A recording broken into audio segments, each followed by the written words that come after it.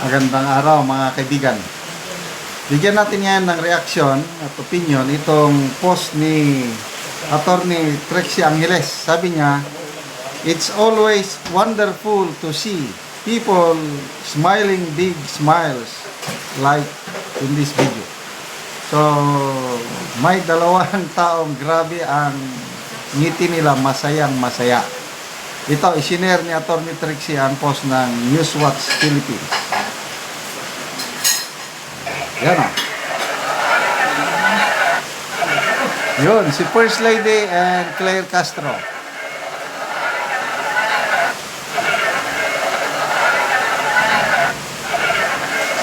Grabe o.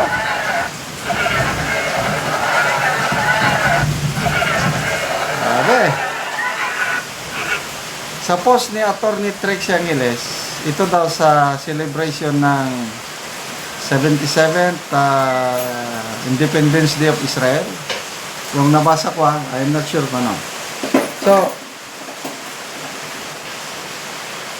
klaro, dahil video ito, kasama sila, nandito na ulit sa bansa ang unang ginang. Klaro na yan. Yan ang klaro nandito. Hindi yung palaging picture lang. Ang tanong, babalik pa ba kaya siya sa US?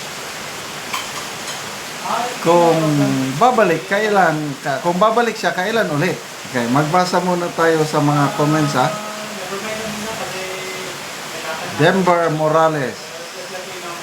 Asa ang bracelet daw de pasilip gamay. Walang makitang kamay. Anastasia Villegas. Wow. Ang New York Girl and Mercado Girl. Gandang bagay, no? New Yorker and Mercado Girl. Alejandro Nagal. Ba't nakatago ang kamay? Erica May Ramos. Kamalipayon naman ni Castro Oy.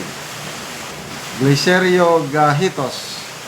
The same feather flocks together. Sara Basa Silot, murag si Claire man ang First Lady.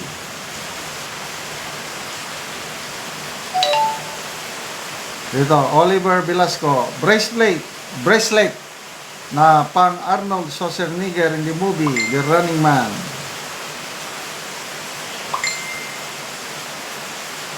Glenna Valili, nganong si Auntie Claire ang naa sa tunga, dapat si Manang Lisa.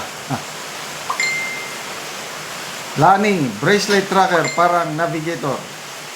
So, palaging binabanggit yan, bracelet. Hindi ko pa nakita kung anong klaseng bracelet. So, bakit siya kailangan mag-bracelet? Yun ang tanong na hindi ko masagot-sagot. Yung video ni Dean Chase, sinabi niya na nabigyan daw ng interim release. Kaya siguro, pabalik-balik, US sa Pilipinas. Okay.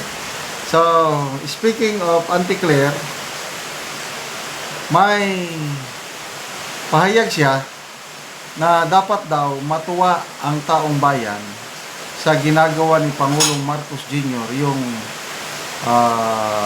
ordering mass resignation of his cabinet officials.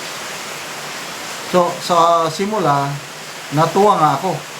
Akala ko totohanan. Ngayon, wala na. Isa pa lang ang natanggal eh. Si DNR Secretary Loizaga, isa pa lang. Karamihan, retain. Ano yun? Ang binabantayan natin si Soldier General Guevara kung ma-retain ba or tuluyan ng sibakin. So, hindi ako matutuwa. May post si Joey Di Bibre, nabasa ko. Sana kung maganda yung dating, yung talagang may dalang galit. Kasi makikita mo talaga ang Pangulo parang kulang siya ng lakas ng loob na i-confront yung gabinete niya na gusto niyang tanggalin. Kaya dinaan niya ng mass resignation para hindi siya masyadong mahirapan. Di ba mas maganda, tawagon na lang. Example, Dina, tawag. Palagi kang biyahe ng abroad. Yun ang reklamo sa iyo. Alis ka na. Ganun lang sana, hindi na idadamay yung iba. Dinabay pa yung iba eh. Example, Soldier Guevara, tawagin niya. I'm sorry, hindi na pwedeng magsama dahil bakit ayaw mong depensahan yung mga inakusan tungkol sa pag-ano kay PRRD? You better get out. Ganun. Dinala pa sa mass resignation eh. So, ako, hindi ako natutuwa yung ginawa na mass resignation.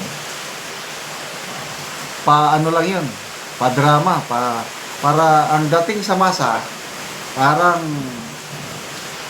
hindi nagpapahawak sa liig ang Pangulo. Ito pa, yung sabi ni Senator-elect Ping Lacson, hindi lang sana yung pagpaparesign.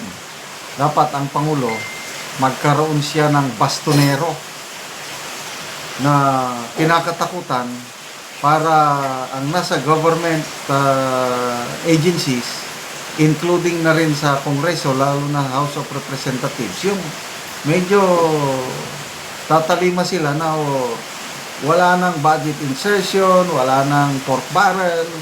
Kailangan ng Pangulo kung gusto niyang mag-succeed itong final 3 years, kailangan ng bastonero. Anong sagot ni Claire Castro? Sinupalpal. Hindi na kailangan ng bastonero. Ang presidente na ang mismong bastonero. Wow naman. Paano maging bastonero ang Pangulo na sobrang bait? Sabi nga ni Senator Ping Lacson, it's not enough. Yung pure kindness and pure goodness, it's not enough. Dahil presidente ka ng 116 million Pilipinos, kailangan mo ng bastonero. So, matapang si Auntie Claire Castro, sinupalpal niya veteranong Ping Lacson.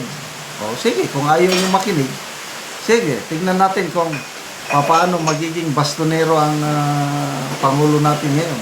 Obserbahan natin. Okay, salamat mga kaibigan sa inyong pagsubaybay sa ating channel. Nakakatulong kayo ng malaki sa Tribong Talandig. Dahil ang channel natin na ito, ang sweldo natin is pangtulong sa tribo.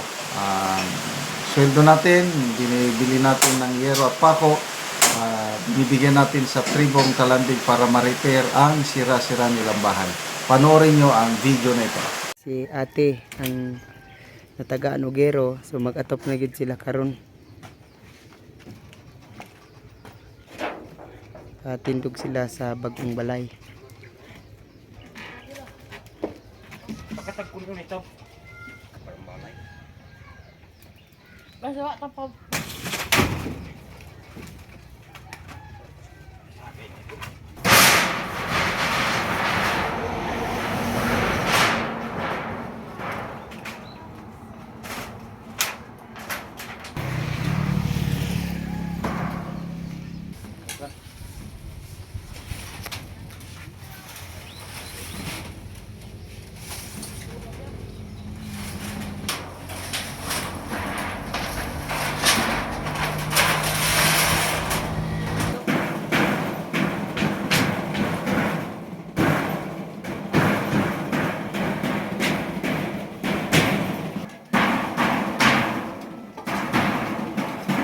O karon te, nindot na gid kaayo ang inyong balay o.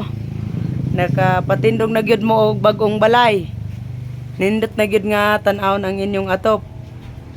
So karon te, unsa man ang imong maistorya nga nakaatop na mo, nagpatindog na mo og balay nga bago? Unang-una, salamat sa Ginoo og sa nagtan-aw sa video nga natabang sa mo. Salamat gid kayo sa inyo ha. Kay nakapatindog gid ko sa among balay. Kung dili ang nagtabang sa mo, di gid mo makapatindog sa balay namo. Salamat kayo. Salamat. Karon te pila day ka bukang imong anak? Akong anak, duha na. Duha. So upat mo nga magpuyo din ani. Oo. Oo. Sige, mara to te. Salamat. Salamat. Sige, bye-bye.